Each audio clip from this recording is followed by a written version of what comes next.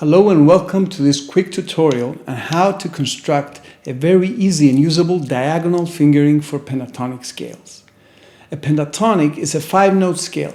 The fact that it only has 5 notes creates a very interesting fingering possibility. By using just 2 string fragments with 3 notes on one of them and 2 on the other, you can cover the whole scale in just 2 strings. You can repeat the same 2-string pattern on the next pair of strings and then again on the third pair of strings, creating a 3-octave diagonal fingering that you can learn very fast. However, there's one problem with all this. Putting 3 notes of the pentatonic scale on just one string requires in most cases a very big stretch. Combine that with the need for a big diagonal shift for every string pair, and you get fingerings that are not very practical. Here's an example. Big stretch, shift, big stretch, shift, big stretch, shift. The result is not totally unusable, but for most cases it's not very beneficial either.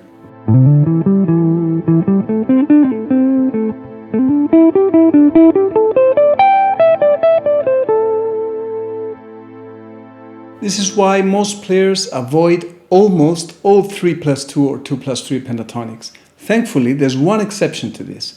There's one configuration that is actually very playable. Here it is. The way to map this one on the fretboard is either by using the second note of SF1 as the root note to get a minor pentatonic, that's the little m on the diagram, or use the first note of SF2 as the root note, the capital M, to get a major pentatonic.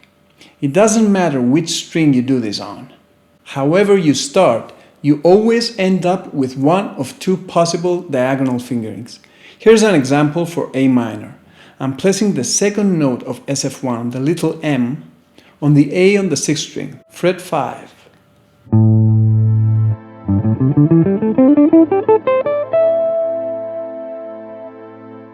Now, I'm placing the second note of SF1, the little m again, since I'm still playing minor, on the A on the 5th string, fret 12.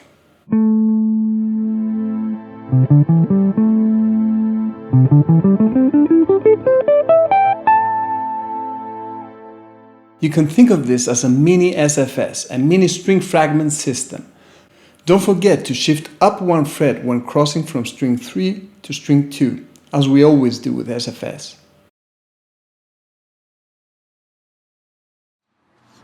Hello there. While I was editing this video, I got an important question from an EMP member in the comments section on the lesson page at EffectiveMusicPractice.com, so I decided to edit in this extra section in here and address it. As you can see, I'm not at my teaching studio. I'm actually on semi-vacation at Prokopis. If you're ever in Cyprus, you should check this place out. Blue flag beaches, great weather, and lovely sunlight. I came here with my wife and our 2-month-old son to rest for a few days, but I'm also doing some video editing and some other work on my computer. So I apologize for the audio and video quality in this segment, but hopefully it won't affect your learning experience. The question was about how to apply all this for major pentatonics. Now, I did quickly mention the answer to this before in the video, but I should have elaborated on it a little more. So I'll do that now. I'll show you how to do this for A major. You use the same string fragment system, the same 2 string fragments, but instead of putting the second note of SF1 on an A, the little m, you use your first finger to place the first note of SF2, the capital M, on the root note.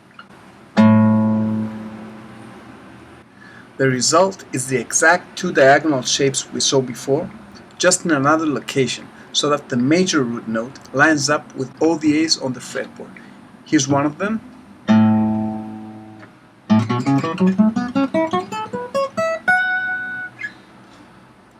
Now I'm going to be playing the harmony behind this so you can hear it in context, and hopefully I'll be able to sync them up together in editing.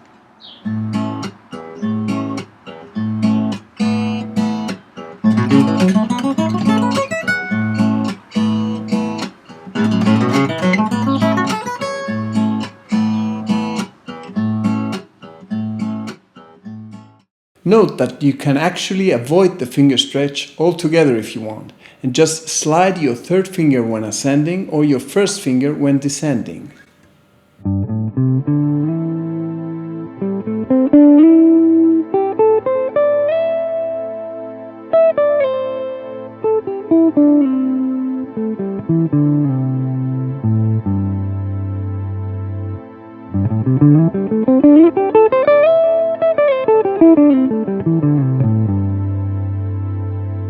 That's it.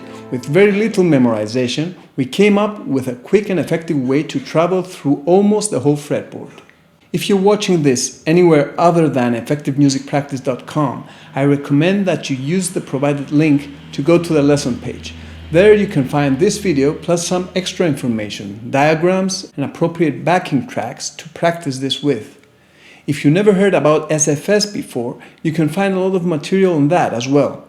It's a great system that you can use to map any scale quickly and effectively everywhere on the fretboard. Well, if you enjoyed this, please subscribe and press like. Also, leave any comments and questions below and I'll do my best to address them. Have fun with this and remember, enjoy your practice and be effective.